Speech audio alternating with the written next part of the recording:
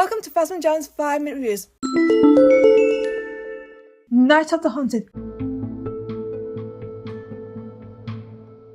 Night of the Haunted sees the Jays and the Lawsons be targeted by Merrick and the Imperials. I like the backstory into EOG Odaki as he explains to a shocked Lawson about him and Devon, while things get awkward with Devon and Riley, who gives Devon an explanation into his sport, Butkin, which I love as it shares the differences between Riley and Devon, as obviously Riley's had a fun life, but Devon's been on the run, and it's super important to see the differences between both of these kids.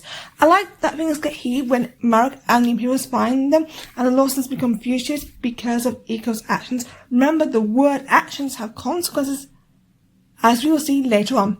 Poor Two Boots has a shocking revelation. His partner is a fugitive, and he has to lose the boots. Two Boots.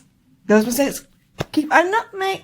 Redemption for Two Boots' civil play. Merrick's action sequence are so strong, but he also feels intimidating, which I like. A step in the right direction for Mr. Merrick. Most of the story is action-packed, from violence galore to sabers and guns everywhere, and the animation style is a standout, even the close-ups in my eyes. Maul is back in action this episode as he's training, and he gets his hopes up when he learns Devon didn't make it out, which is instrumental to Maul's need for an apprentice, which is one of the key hooks in this series.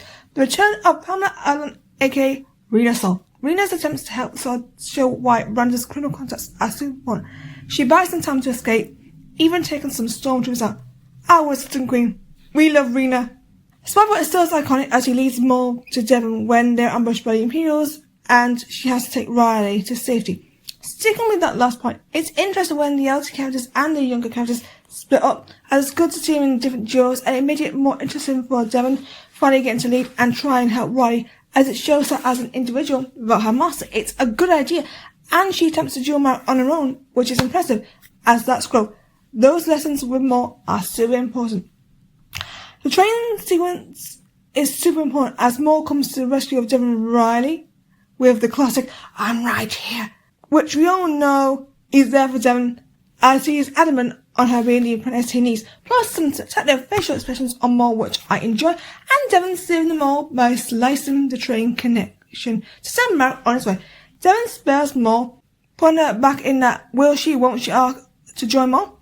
I like her strategy, and I like how she's handling it. Merrick at the end is consoling with someone hooded. This is a moment, as I like the fact that it's hooded, because it gives us a mystery, as he does need help handling Maul. But we do know from the trailers that he won't be long, so who will it be? A strong start to the second half of the season. My main question is, will they break the streak of disappointing 9 runs? They have a big chance of avoiding that.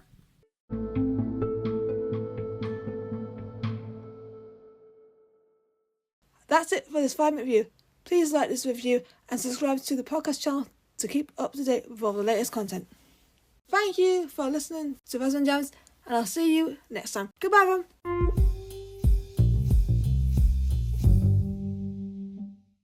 Thank you for listening to the podcast. Subscribe to Phasma Jones and stay tuned for more podcasts. See ya!